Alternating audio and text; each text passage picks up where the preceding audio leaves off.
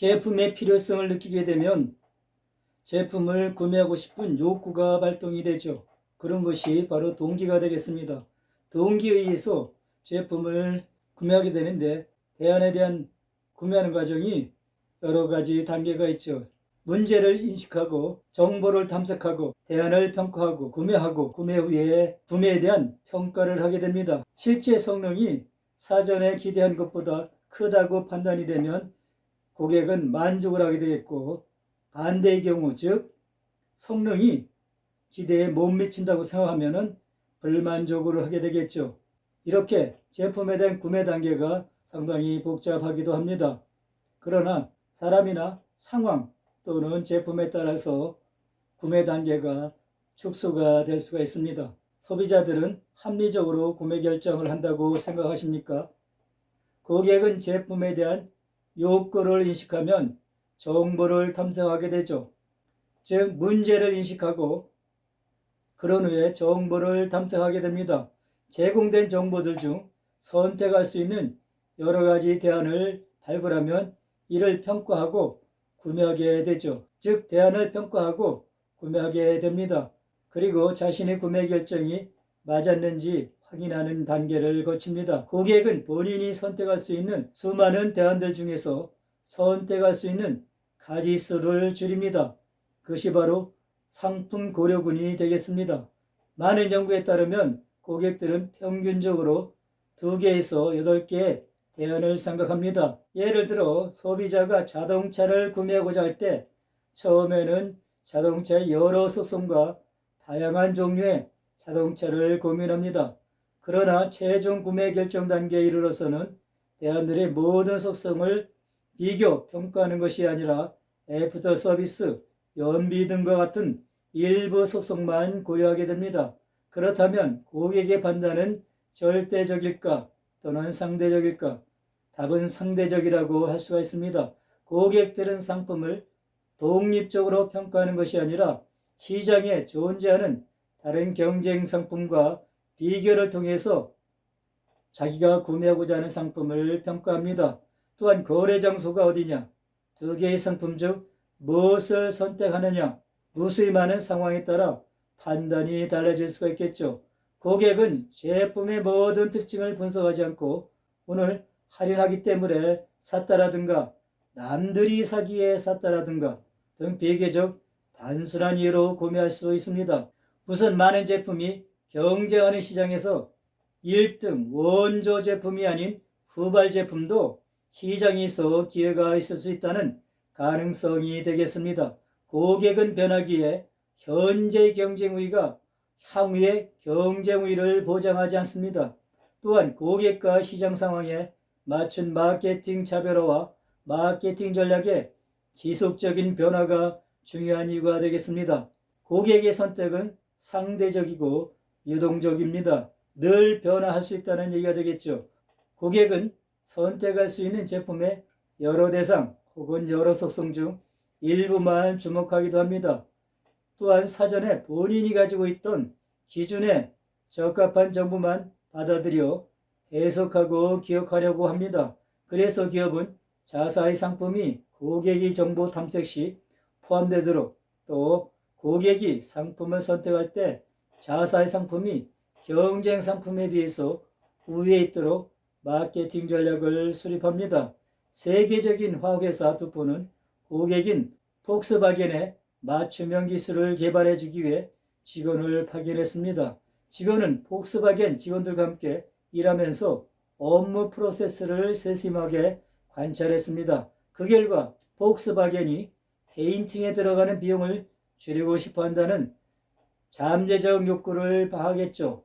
듀포는 이를 위해 비용 절감, 품질 향상, 친환경 페인팅 공정에 대한 개발을 하게 되었죠. 결국 듀포는 폭스바겐의 자동차 도색 작업 단계를 기존 4단계에서 3단계로 줄여주는 기술을 개발하면서 양산은 비용 절감과 동시에 친환경 페인팅 기술도 확보하게 됐습니다.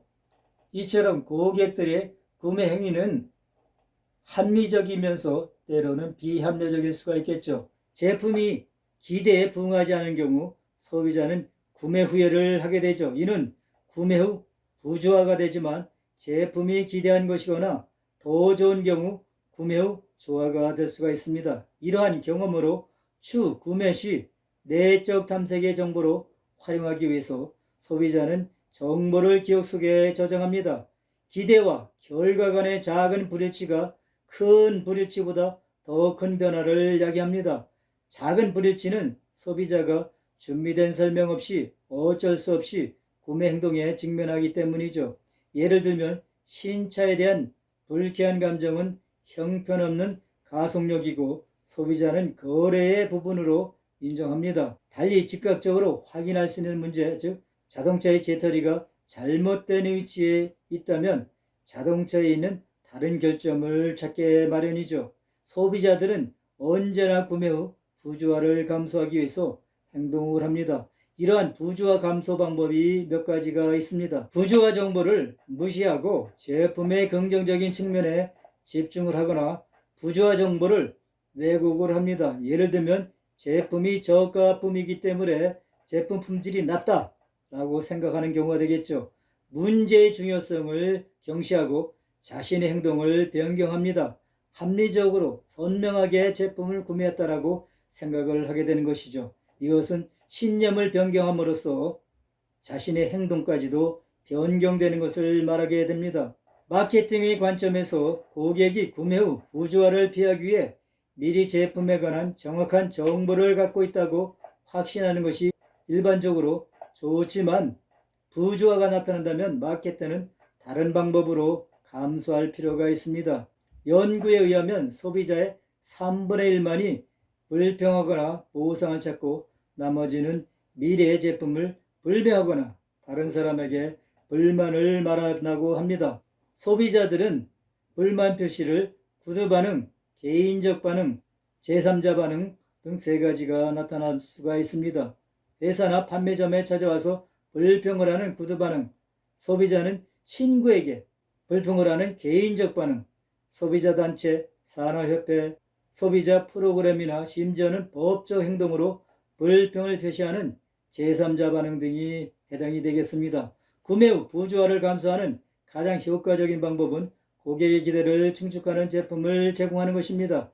이것은 제조자가 해야 할 기능이지만 제품 추천이 이루어지기 전에 소비자 욕구를 충분히 이해할 필요가 있기 때문에 또한 소매상이 처리할 문제입니다. 성과가 기대에 미치지 않는다면 소비자들이 불평을 하도록 모든 노력을 기울이는 것이 좋겠습니다.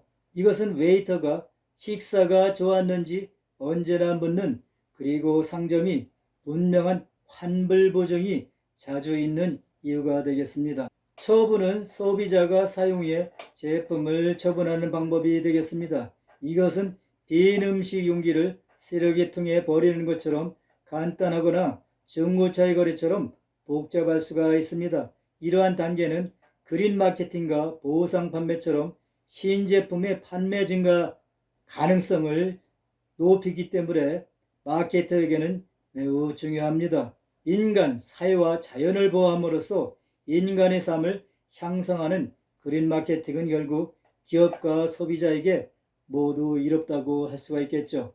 일반 소비자들의 구매 행동과 달리 산업재 구매자들의 행동은 독특합니다. 산업재 구매자는 구매 행동에서 더 공식화되어 있고 전문적이며 체계적이라는 점에서 일반 소비자들과 다르죠. 또한 산업재 구매는 계획적이고 구매 기법이 복잡하고 다수가 의사결정에 참여합니다.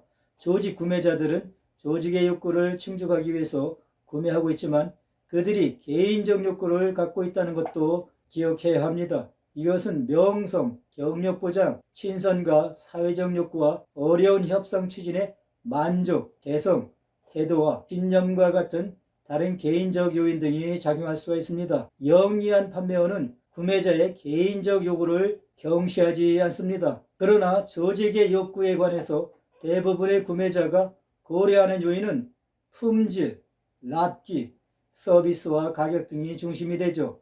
구매자들이 제품 사양을 고려한다는 것을 의미합니다. 구매자들은 항상 일반 소비자와 다른 구매 특징을 갖고 있죠. 그러한 구매 방법은 대량 주문, 호혜주의, 소수의 구매자, 다수의 의사결정자, 거래의 수, 구매 기법이 되겠습니다. 금액과 수량에서 대량으로 주문하는 것이 특징이죠. 또한 기업은 협상거래 일부로 상환해 제품을 구매할 수가 있습니다. 또한 구매자가 개인들보다 적죠. 개인들보다 소수화되겠고 구매 의사결정에 다수가 참여합니다. 또 거래의 수가 제한적으로 적고 협상과 구매에 복잡한 기법이 존재합니다. 따라서 산업재 구매자의 방법의 특징이 몇 가지가 있죠. 기술, 검사, 표본 추출과 협상이 되겠습니다. 구매자는 필요한 것을 정확하게 명시하고 공급자에게 간단히 브리핑합니다. 예를 들면 구매자는 자동차 계기판에 공급자를 찾고 있습니다. 그들은 제조자에게 견적 가격을 묻고 가격과 납기의 신뢰성에 근거해서 판단을 합니다. 구매자는 구매 전에 제품의 사양, 기능과 품질 등을 검수합니다.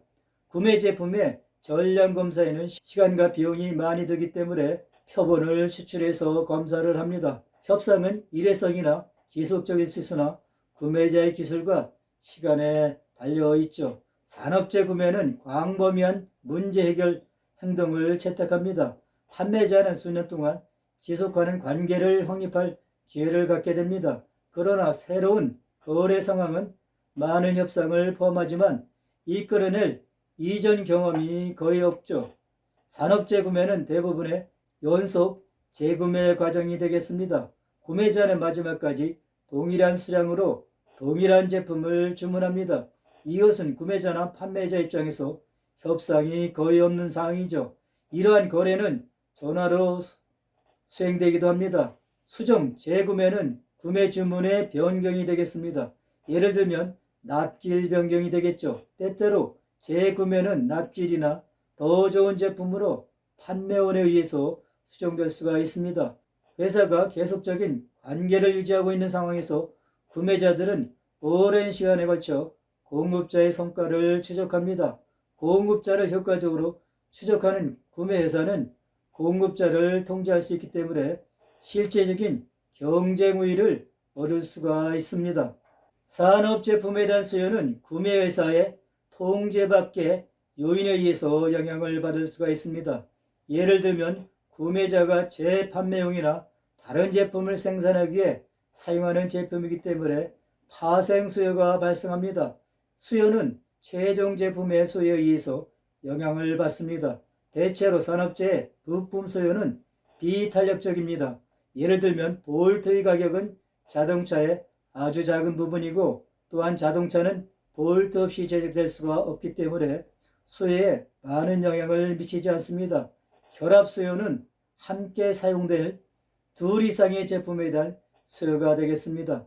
예를 들면 자동차의 수요가 증가한다면 자동차용 배터리의 수요도 증가할 것이고 자동차용 타이어도 증가하게 됩니다.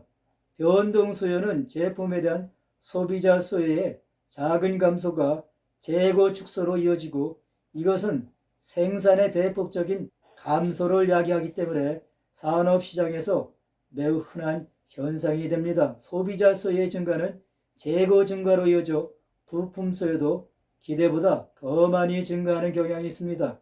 이처럼 산업재의 수요 변동은 소비재보다 더욱 극단적이라고 볼 수가 있겠죠. 산업재 구매 결정은 홀로 이루어지는 경우가 거의 없고 보통 단계별로 많은 사람이 관여하게 됩니다.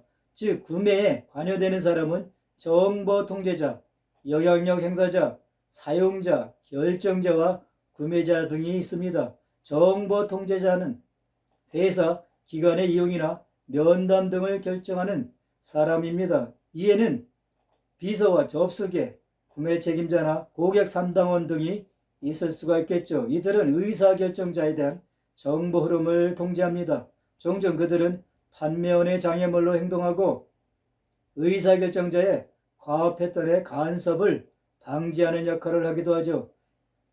영향력 행사자는 의사결정자의 귀를 갖고 있는 개인들로 이들은 의사결정자가 신뢰하는 사람들입니다.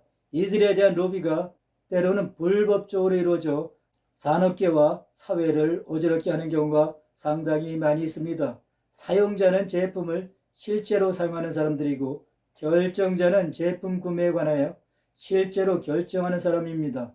이들은 대체로 의사결정 단위에서 상위층에 있고 정보 통제자에 의해 둘러싸여 있기 때문에 영향력을 행사하기가 어렵죠. 또한 때때로 확인하기도 어렵습니다. 그들은 구매자는 아니지만 구매 의사결정에 실제적인 권한을 갖고 있습니다. 구매자는 구매 과정에서 실제로 과업을 수행하는 직원이 되겠죠. 구매자들은 의사결정자들에 의해서 구체적인 지침을 받고 가격과 납기일과 같은 부분을 제외하고 협상할 여지가 거의 없습니다. 그들은 때때로 거의 입찰 서류를 받는 기계적인 측면을 다루기도 하죠. 이러한 사람들은 각각 개인적인 욕구와 역할에 대한 열망을 갖고 있습니다. 어떤 경우에 이것은 일과 관련된 욕구가 되겠죠.